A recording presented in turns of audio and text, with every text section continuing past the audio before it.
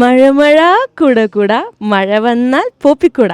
അതെ, നമ്മൾ സ്ഥിരം കേട്ട ആ അഡ്വർടൈസ്മെൻറ്റിൻ്റെ സൃഷ്ടാവാണ് എൻ്റെ മുമ്പിൽ നിൽക്കുന്നത്, കെനി ഫെർണാണ്ടസ് ചേട്ടൻ. അഡ്വർടൈസ്മെൻറ്റിൽ മാത്രമല്ല, കരിസ്മാറ്റിക് മൂവ്മെൻറ്റിലും സജീവ സാന്നിധ്യമാണ്.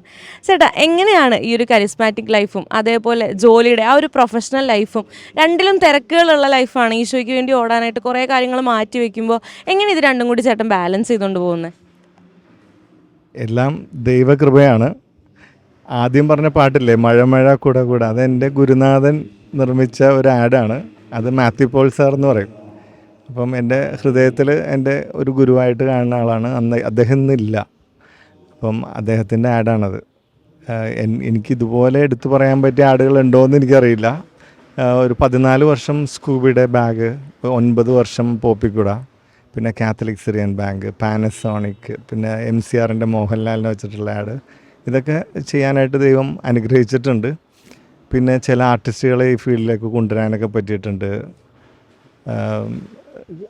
പേരെടുത്ത് പറയാൻ പറ്റുന്ന ആൾക്കാരൊക്കെ ഉണ്ട്. ഞാനിപ്പോൾ അതൊന്നും ഇവിടെ പറയുന്നില്ല. പക്ഷേ ഞാൻ വിചാരിച്ചിരുന്നത് ഈ ആഡ് ഫീൽഡാണ് ഏറ്റവും നല്ല ഇൻട്രസ്റ്റിംഗ് ആയിട്ടുള്ള ഒരു ഇടം എന്നാണ് എൻ്റെ മനസ്സിൽ തോന്നിയിട്ടുള്ളത്. കാരണം എപ്പോഴും പുതിയ പുതിയ ലൊക്കേഷൻസ്, പുതിയ പുതിയ കോൺസെപ്റ്റ്സ്, നല്ല പുതിയ ടീം, എപ്പോഴും ഇങ്ങനെ ട്രാവൽ ചെയ്യണോ, ഹണ്ട് ചെയ്തിട്ടാണ് ചില സ്ഥലങ്ങളൊക്കെ കണ്ടുപിടിക്കണേ, ആ ലൊക്കേഷനൊക്കെ. അങ്ങനെ ഒരുപാട് മലയാള സിനിമയെ പോലും അത്ര ഓടിയിട്ടില്ലെന്നൊക്കെ ക്യാമറാമാൻ പറയണ്ടായിരുന്നു. ഒരു സ്കൂബിയുടെ ഒരു ആഡിന് വേണ്ടിയിട്ട് നല്ലൊരു ഡ്രാഗനും സ്കൂബിയും തമ്മിലുള്ളൊരു ഫൈറ്റൊക്കെ ഉള്ളൊരു ആഡാണ്.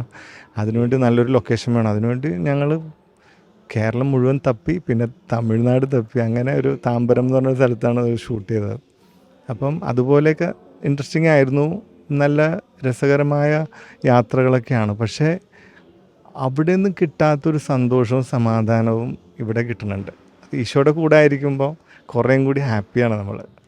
നമുക്ക് എപ്പോഴും എന്താ പറയുക, ഈശോ കൂടെയുള്ള ഒരു സന്തോഷം. മറ്റേത് പ്രാർത്ഥിച്ചിട്ടാണ് കൂടുതൽ ആഡുകളൊക്കെ ചെയ്തുകൊണ്ടിരുന്നത്. എപ്പോഴും പ്രാർത്ഥിച്ച് ദൈവമേ, ക്ലയൻറ്റിനും കാണുന്ന ജനങ്ങൾക്കൊക്കെ ഇത് ഇഷ്ടപ്പെടണേ, പലപ്പോഴും വിട്ടുകൊടുത്ത് ചെയ്തപ്പോഴൊക്കെ ഭയങ്കര റിസൾട്ടായിരുന്നു. നമ്മൾ ബലം പിടിച്ച് സ്റ്റോറി ബോർഡ് വരച്ച് ഈ റിസൾട്ട് തന്നെ വേണം എന്നൊക്കെ പറഞ്ഞ് നമ്മൾ ബലം പിടിച്ച് അതേപോലെ ആക്കിയെടുക്കും. നമുക്കിത് വലിയൊരു ക്രിയേഷനായിട്ടൊക്കെ തോന്നും. പക്ഷേ ക്ലയൻറ്റിൻ്റെ മനസ്സിൽ അവർക്ക് ഒരു ചിരി പോലും വരാത്ത സന്ദർഭങ്ങളൊക്കെ ഉണ്ടായിട്ടുണ്ട്.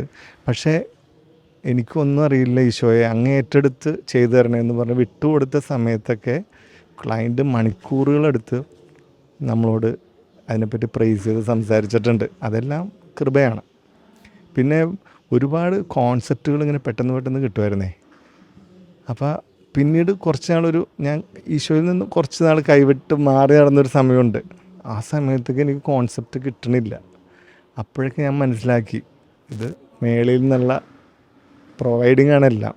ക്ലയൻസും അതുപോലെ, മാർക്കറ്റിംഗ് അങ്ങനെയൊന്നുമില്ല. പക്ഷേ ഓരോ ആഡും മികച്ചതായിട്ട് വന്നു എന്നാണ് ക്ലയൻസൊക്കെ പറയണേ. അപ്പം അതെല്ലാം ഒരു ഗിഫ്റ്റാണെന്നാണ് ഞാൻ വിചാരിക്കണം, നമ്മുടെ കഴിവല്ല. ഇപ്പോൾ ഇവിടെ കൂടുതൽ ഈശോയുടെ കൂടെ ആയിരിക്കുമ്പോൾ കുറേയും കൂടി സന്തോഷമുണ്ട്. മറ്റേതുപോലെയുള്ളൊരു ലാവിഷ് ലൈഫല്ല. മറ്റേതെന്ന് പറഞ്ഞാൽ പൈസ ഇങ്ങനെ ഒഴുകണ ഒരു സമയം.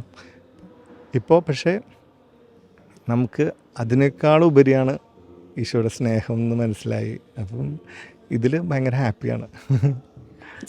ചേട്ടനൊരു ക്രിസ്ത്യനാണ്. എങ്ങനെയായിരുന്നു ഈ കുട്ടികളുടെ മിനിസ്ട്രിയിലേക്ക് ഒരു വരവ്, എൻട്രി എങ്ങനെയായിരുന്നു? എല്ലാവരും പറയും കുട്ടികൾക്ക് വേണ്ടിയിട്ടെന്തോ മയക്കെടുക്കാനുള്ള കഴിവുണ്ടെന്നൊക്കെ പറയും ആൾക്കാർ. പക്ഷേ ഇപ്പം ഗ്രീൻ പാസ്റ്റേഴ്സിൽ വന്നപ്പോൾ കുട്ടികൾക്ക് വേണ്ടിയിട്ടുള്ള മിനിസ്ട്രിയാണ്.